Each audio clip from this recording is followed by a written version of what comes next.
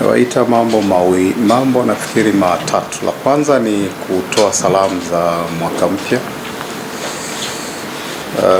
Kwa niaba ya Mamlaka ya Mapato Tanzania, nichukue fursa hii kwanza kuwatakia heri ya mwaka mpya walipa kodi wote nchini, lakini pia wananchi wote, kwa sababu hata wananchi nao ni walipa kodi, na tunawatakia heri wananchi na walipa kodi kwa sababu kwanza, kwa ushirikiano mkubwa ambao wameutoa katika mwaka wa 2025, tumefanya nao kazi vizuri mpaka tumemaliza mwaka. Lakini pia walipa kodi wengi wameonyesha ushirikiano wa kulipa kodi kwa hiari. Kumekuwa na voluntary tax compliance growth kubwa, na isingetokea bila wao. Kwa hiyo tuna kila sababu ya kuwashukuru, nawashukuru sana.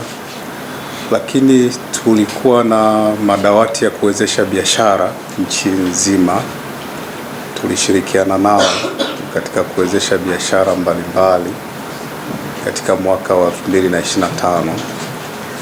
Kwa hiyo tumeona ni vizuri tuwashukuru kwa hilo na kuwatakia heri sana kwa mwaka ulioanza leo wa 2026. Matarajio yetu ni kwamba ushirikiano utaendelea, lakini pia biashara zitakuwa zaidi, na TRA tuko committed kufacilitate biashara zao. Hili lilikuwa la kwanza. La pili, wakati tunamaliza mwaka, tuliona ni vizuri tuelezee utendaji kazi wa TRA kwa kifupi sana. Mwaka ulikuwa mzuri pamoja na changamoto zilizotokea kwenye kota ya pili. Kota ya pili huwa inaanza Oktoba, Novemba na Disemba. Wakati wa uchaguzi na baada ya uchaguzi kulikuwa kuna changamoto ndogo, lakini hazikuathiri mwaka, bado mwaka ukawa mzuri. Kwa mfano, katika robo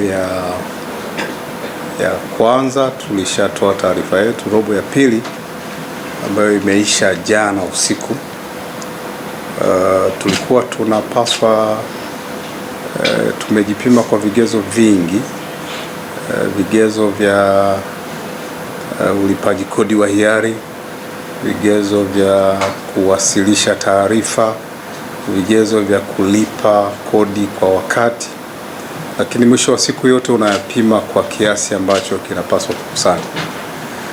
Kwa kota nzima tulikuwa tunapaswa tukusanye trilioni 9 na bilioni 660. Tumeweza kukusanya trilioni 9 na bilioni 800. Hiki ni kiasi kikubwa na ni ufanisi wa 101.2 kwa kota nzima. Kwa hiyo tuna kila sababu ya kuwashukuru sana walipa kodi kwa ufanisi huo. Lakini kipekee zaidi kwa kota ya pili ambayo ni kubwa, kwa mwezi ambao umeisha jana, tulikuwa tunapaswa tukusanye trilioni 4 na bilioni 14.